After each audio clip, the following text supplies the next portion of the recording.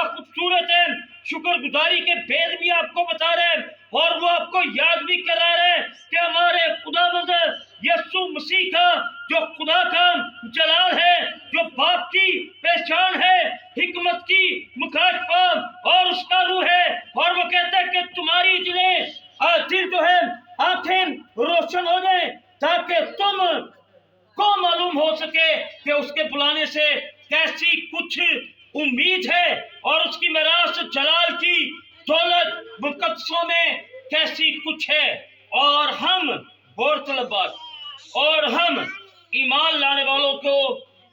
اس کی بڑی قدرت کیا ہی بے حد ہے، کیا بات ہے۔ میں راستے میں آ رہا تھا اور سوچ رہا تھا، ایک خدا کے خادم نے یہ خوبصورت بات کی، میں ویسے کی بات کر رہا کہ یار ہم کیا سنا، ریالٹی بات ہے، کیا سنا، کون سی بات ہے جو میرے مسیح کو نہیں سوٹ کرتی۔ طاقت کی بات کروں تو تب بھی وہی چہرہ نظر آتا ہے، حلم کی بات کروں تب بھی وہی چہرہ نظر آتا ہے،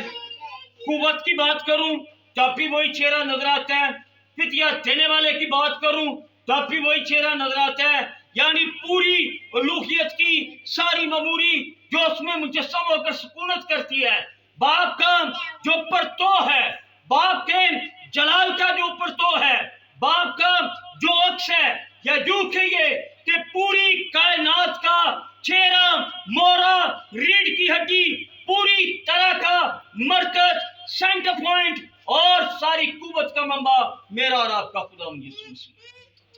وہ کہتے ہیں کیا بات ہے ایمان کی، کیا بڑی بات ہے کہ وہ جو زندہ ہو گیا، لیکن اس کے ساتھ ساتھ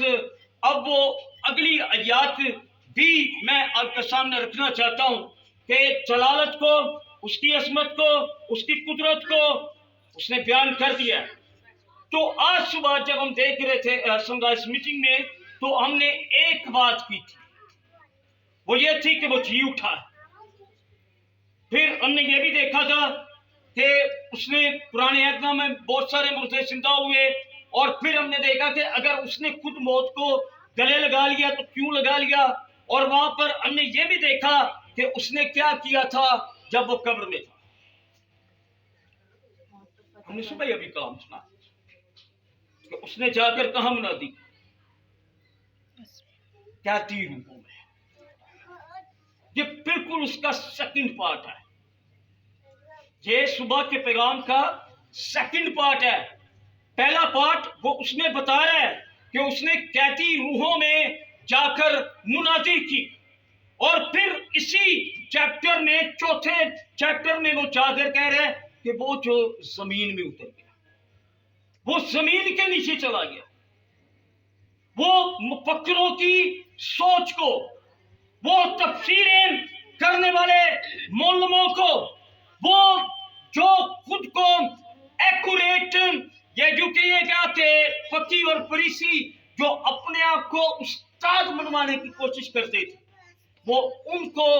واضح لفظوں میں بتا رہا ہے کہ وہ زمین کے نیچے اتر گیا۔ ہر ایک گھٹنا جھکے گا، یعنی یہ خدا یسوع مسیح کے بارے میں کہا۔ اور گھٹنے کی بات کروں تو ابھی میں دیکھ رہا تھا بائبل میں صرف 5 بار لفظ استعمال ہوا ہے۔ ایک بار یسایا نبی کے صحیفے میں وہاں پر بھی لکھا ہے، یعنی یہوہ خدا باپ کے تعلق سے، کہ میرے آگے ہر گھٹنا جھکے گا۔ اور پھر ہم جب دیکھتے ہیں افسیوں میں، رومیوں میں، تو وہ کہتا ہے کہ ہر ایک گھٹنا خداوند یسوع مسیح کے آگے جھکے گا، اور ہر زبان اقرار کرے گی کہ یسوع مسیح خداوند ہے۔ اور کون سے گھٹنے ہوں گے، کون سے گھٹنے جھکیں گے؟ وہ جو خواہ وہ زمین کے ہوں، خواہ وہ آسمانیوں کے، اور خواہ ان کے جو زمین کے نیچے ہیں، یعنی زمین کے نیچے بھی ارواح تھی، زمین کے نیچے بھی ایک پوشن تھا، زمین کے نیچے